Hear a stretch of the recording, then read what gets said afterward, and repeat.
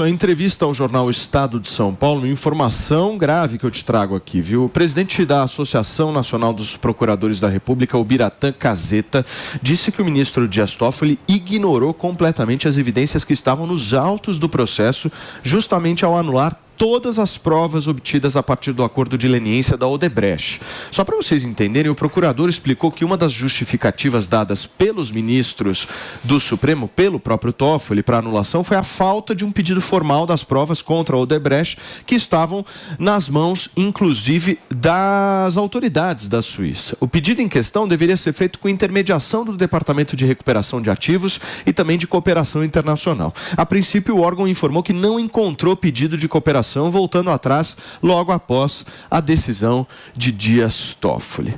Como assim um ministro ignora dados de um processo, Mano Ferreira? É mais um episódio estapafúrdio do funcionamento do nosso judiciário. Um caso como esse que ganhou destaque durante anos no noticiário brasileiro, onde as provas, inclusive, circularam pela imprensa, a sociedade viu as provas de corrupção da Odebrecht. A Odebrecht assumiu, confessou a prova, fez a corrupção, fez um acordo de leniência, publicou notas nos jornais dizendo: desculpe, sociedade brasileira, nós falhamos, nós erramos. Ou seja, nessa situação toda, a gente vê uma decisão dizer que não tinha prova, ou que as provas... enfim, é muito triste. E aí a gente viu a situação do Ministério da Justiça, que enviou um documento dizendo: não temos nada sobre isso no sistema. E buscou errado? Como assim? Não sabe operar o sistema? Não tem as informações do processo para ir lá no próprio sistema que está sob a gestão do Ministério e não sabe encontrar uma coisa que está registrada no próprio sistema? É tudo muito estapafúrdio. Agora, ele está dizendo que não vai, inclusive disse a alguns aliados, bastidor aqui para vocês ao vivo na programação da Jovem Pan, que não vai rever nenhum tipo de decisão que ele tenha tomado em relação ao Odebrecht e que, de alguma forma, o termo de cooperação da Lava Jato com a Suíça só teria sido firmado depois que os investigadores tiveram acesso aos dados. Essa é a justificativa que o Toffoli está trazendo. Pepe, te convence de alguma forma? Não me convence, não. O que a gente está vendo aí, claramente, é a oligarquia política e jurídica do Brasil se colocando contra a Lava Jato, né? Claro que a Lava Jato teve excessos. E o bojo da decisão do Toffoli dizia a respeito da falta de autorização da cooperação internacional entre o Brasil e a Suíça para obter as documentações, não é? Na medida que você tem a autorização, a decisão do Toffoli tem que ser reformada, é claro, né? Por isso que a decisão monocrática dos ministros do STF tem que ser revista, né? Não dá para o STF ser um órgão plenário que decide somente monocraticamente, né? Eu espero que, em relação a esse fato específico, não é, quando o recurso for para a decisão do plenário, o STF reforme a decisão do Toffoli. Eu sou uma pessoa que sempre se colocou contrário a várias arbitrariedades e ilegalidades da Lava Jato, mas em relação a esse aspecto específico da decisão do Toffoli, não dá para você concordar. Se você acredita que houve algum tipo de ilegalidade, você não pode cometer uma outra ilegalidade para tentar corrigir a primeira, né? Eu acho que basicamente seria isso. E eu fico me perguntando qual é a responsabilização que haverá com os responsáveis no Ministério da Justiça por enviar uma informação incorreta. Você dizer que não há registro de cooperação quando há, é trabalho de escola que você pede desculpa para o professor como se fosse nada demais? Agora, Zé, a gente que cobre política, a gente sente muito que as coisas em Brasília acontecem de acordo com as ondas, né? Tem ondas, movimentos que acontecem, né? Há um movimento atual muito contrário à Lava Jato, que inclusive pega setores da esquerda, da direita, do centro, a classe política como um todo.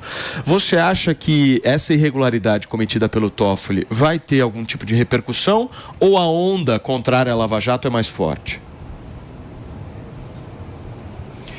A frase que usam aqui é o seguinte: só peru é que morre de véspera, né? Todo mundo sabe que num determinado momento a onda pode virar, então não dá para entregar os pontos antes.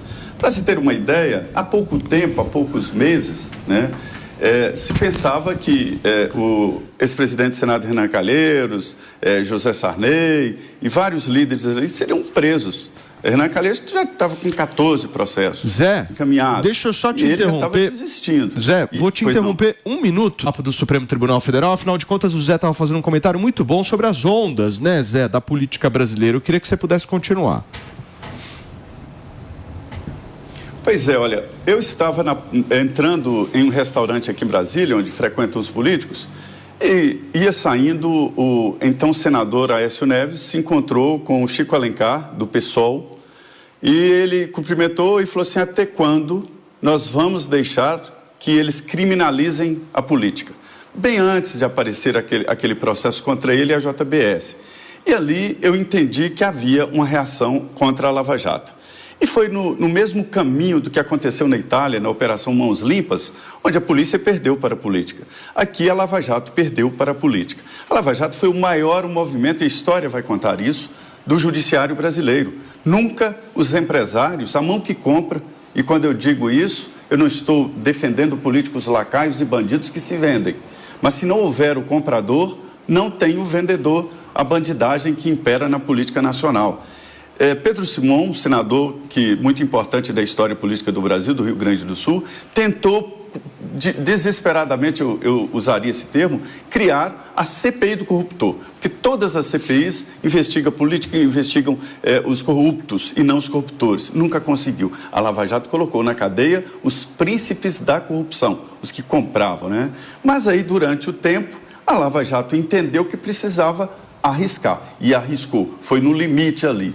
Mas Sérgio Moro tinha experiência de Supremo. Ele era juiz auxiliar no Supremo. Sabia, num determinado momento, ele pegou todo o processo e entregou para o Supremo e disse: me devolvam o que é desta vara. E o Supremo devolveu o processo inteiro. E depois o Supremo julgou que não era da vara do Sérgio Moro esse processo. Ou seja, a política, meus amigos, ganhou da Lava Jato. E agora a onda virou. É por isso que dizem por aqui, ninguém morre de véspera, né? Senão muitos políticos já tinham se suicidado, porque acharam que ia para a cadeia. E não vão mais. Agora, Zé, esse argumento do ministro Dias Toffoli, que ele está trazendo inclusive a alguns aliados próximos, é muito fraco, né? Porque ele está se baseando numa questão temporal, né? Entregaram as provas depois, enfim.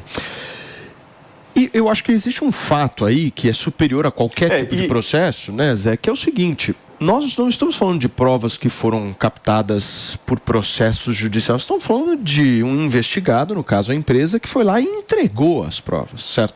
A empresa revelou, a empresa falou: olha, isso daqui foi crime, certo? Então, assim, a questão temporal, se foi antes, se foi depois, é uma coisa que pouco importa, porque a própria empresa revelou, né? Então, eu acho, minha humilde opinião aqui, eu acho o argumento do ministro do Supremo muito frágil, muito frágil. O que você acha, Zé?